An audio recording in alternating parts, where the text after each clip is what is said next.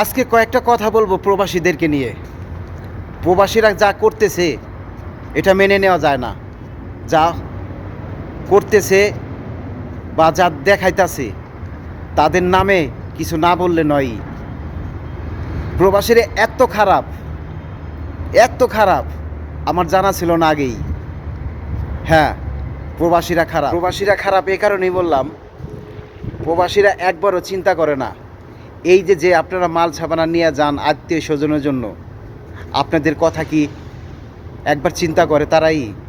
আপনাদের কথা কি তারা ভাবে?